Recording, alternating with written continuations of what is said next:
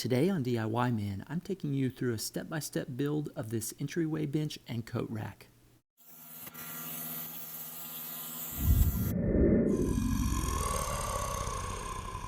We're going to start with the bench on this project today. Let's take some 1/2-inch plywood and cut one piece at 64.5 inches by 13.5 inches. By the way, if you're looking for the material list for this project, it's down in the description below. Also, I'm not going to show all the sanding today, but I do sand all the plywood before I assemble it. Next, let's cut out 4 pieces of 1/2-inch plywood that are 18 inches long and 13.5 inches wide. Here's a quick look at all those pieces. Okay, let's cut up some 1x2s now. We'll need 2 at 66 inches, 1 at 63, 1 at 20.5, 4 at 17, 4 at 13.5, and 2 at 12 inches. Now let's put some pocket holes in those boards that are going to make up the face of this bench. These are going to be the 20.5 inch piece and then the 4 17-inch 1x2s.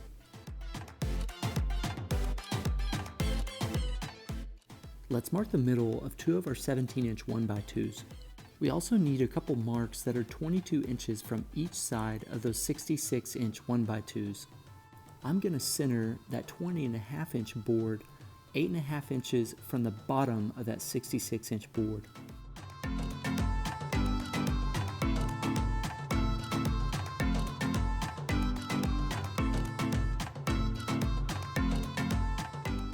I like to use pocket holes when I'm assembling the face of all my furniture. It makes it way easier to make it look like one solid piece. Now let's grab that big piece of plywood we cut out earlier. We're going to use some wood glue and some small finishing nails to attach it flush with the top of this face. The left and right sides of that plywood should be 3/4 of an inch from each side of the face. That will allow us to attach 2 of these 13.5 inch 1x2s to the left and right side. Then we'll attach that other 66-inch 1x2 right on the back.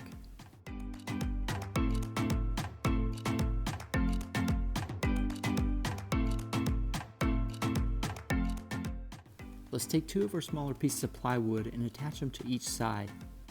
For these 2 outside pieces, make sure the outside edge of the plywood is 3/4 of an inch from the outside edge of the face. We're just going to center those other 2 pieces of plywood right on the center of those 2 17-inch 1x2s.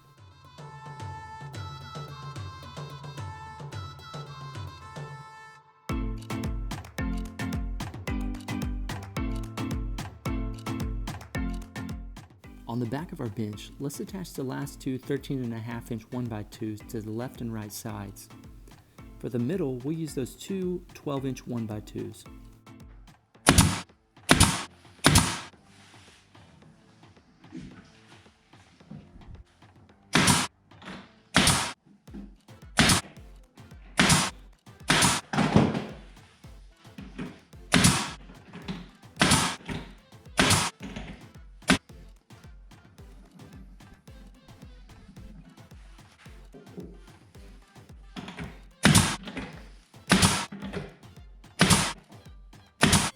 Now let's just attach that 63-inch 1x2 flush with the bottom of those 13.5 inch 1x2s.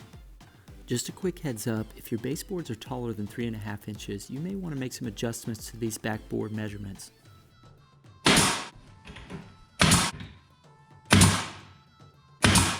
Now for the bottom shelf, let's cut out a piece of 1/2 inch plywood that's 21.5 inches long and 13.5 inches wide.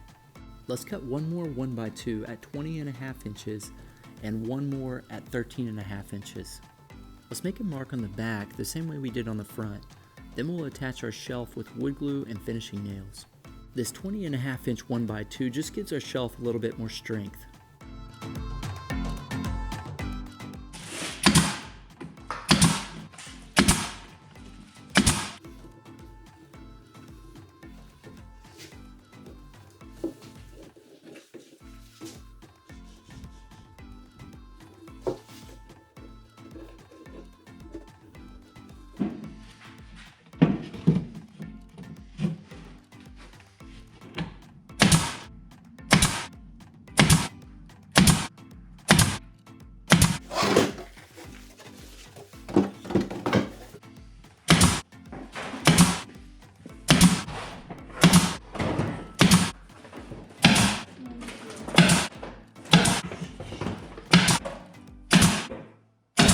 The right side of my bench is going to be exposed, so I'm going to take some 1/2-inch plywood and cut it up into 4-inch strips to make it look like shiplap.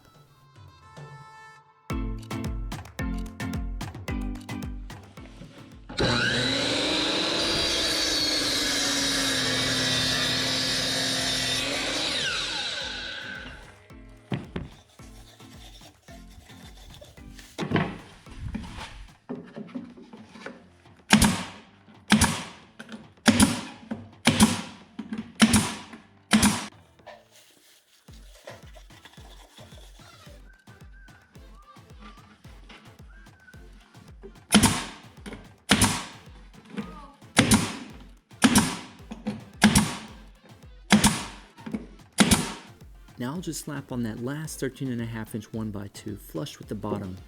If both sides of your bench are exposed, you might need 2 of these. Looks like that bottom piece is a little bit narrower. Let's rip it down with the table saw.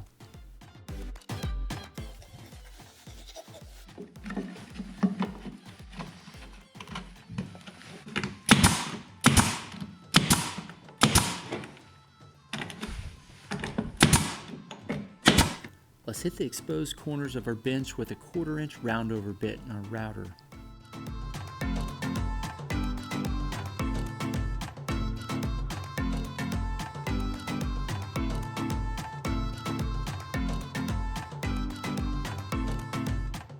Today I'm going to try out a new wood filler. I usually use a wood filler by Minwax, but I noticed this stuff stains just a little bit better. Now we want to be sure and give it a good sanding before we stain or paint. For the coat rack portion, I started out by cutting 2 1x4s directly in half. These are actually furring strips that I stained for another project, but they'll work just fine. This is a great way to save some money on this project.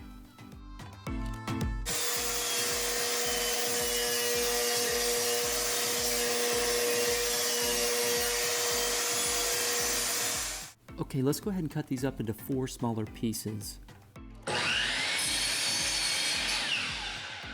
Let's cut 1 at 66 inches, 1 at 62 5/8, and 2 at 56 1/2. Let's put a couple pocket holes on both sides of the 62 5/8 inch board. Put a couple at the top of the 56 1/2 inch boards. Let's mount those 56 1/2 inch boards flush with the sides on the bottom of that 66 inch board.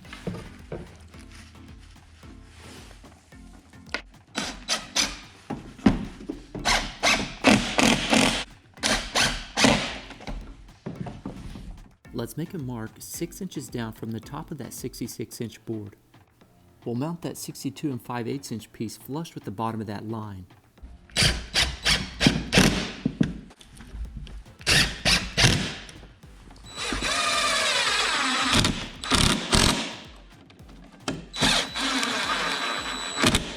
Alright, now let's cut 2 1x2s at 50 1/2 inches and 2 at 4 1/4 inches. Let's go ahead and throw a couple pocket holes on both sides of those small boards, then on just one side of those big ones. Let's go ahead and make a couple marks evenly spaced in the middle here. They should be 20 7/8 from the inside edge of those boards. As you can tell, I'm holding it on the outside edge here. I'm a dingleberry and had to come back and fix that later. Let's go ahead and attach our 4 1/4 inch 1x2 centered on those lines.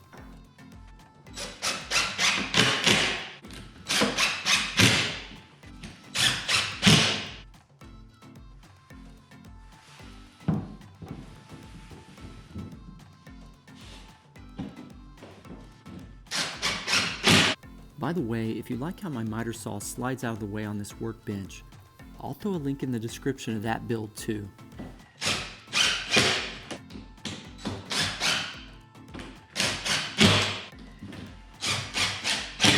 Now that those are in, let's go ahead and slap on those longer 1x2s. We'll center those on the bottom of those marks.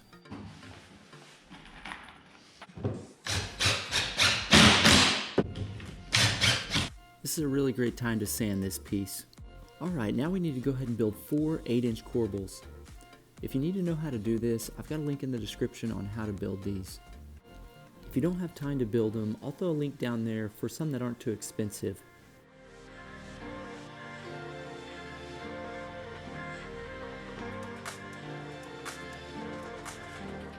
Let's go ahead and attach these flush with the top of the coat rack we're working on. You can use wood glue and finishing nails. Screws also work good too. Now's a good time to stain this piece. If you're painting it, it might be better to go ahead and put it on the wall first.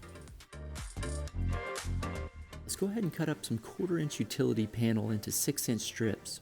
We're also going to need one strip cut at 4 1/4 inches. After that, we'll cut these to length so they fit between the spaces on our coat rack. This is how we're going to get that fake shiplap look.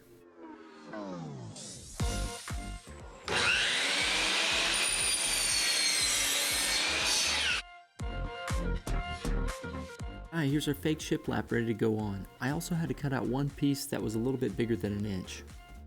Once you've stained and polyed or painted your bench, it's time to attach it using some screws into the studs.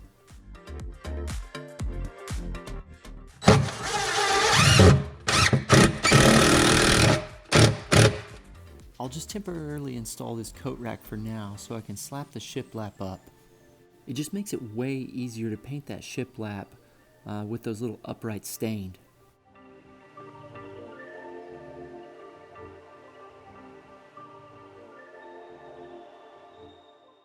For my fake shiplap, I'm just putting a 1/4-inch space between each one of these pieces.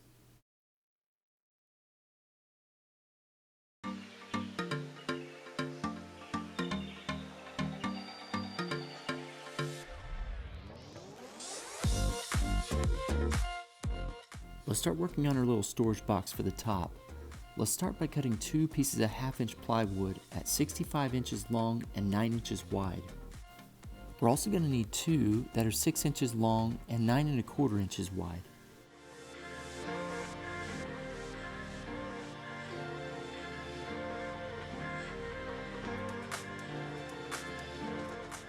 We also need 2 that are 5 inches long and 9 inches wide.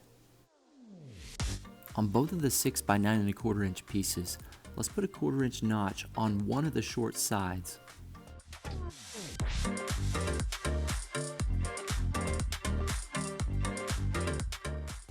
Let's attach those notch pieces to the left and right sides using wood glue and some small finishing nails. We'll put those 2 smaller pieces 22 inches from the left and right sides.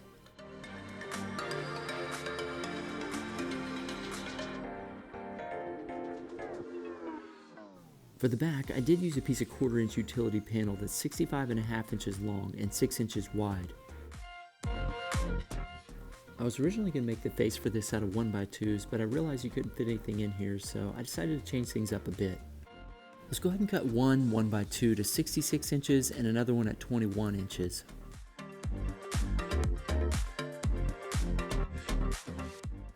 Let's rip these down so we get 2 1/2-inch boards out of each one of these. Then let's go ahead and cut that 21-inch piece up into 4 5-inch boards. Let's attach these to the front using wood glue and some small finishing nails. These are going to make up the face of our box.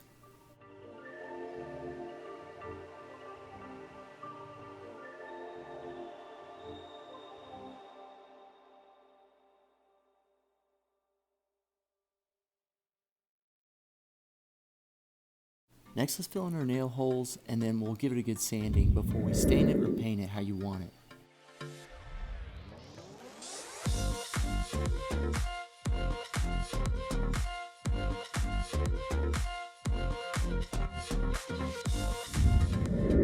Alright, everything's stained and painted the way I want it, so I'm going to go ahead and slap it back together now.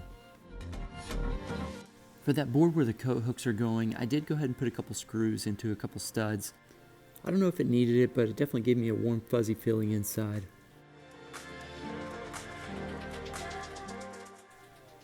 Now I'll just attach this box to the top of those corbels. I'm also going to use some screws to attach this box to the studs in the wall. I found these coat hooks on Amazon. They're pretty cheap for a 10-pack. I'll throw that link in the description if you want it.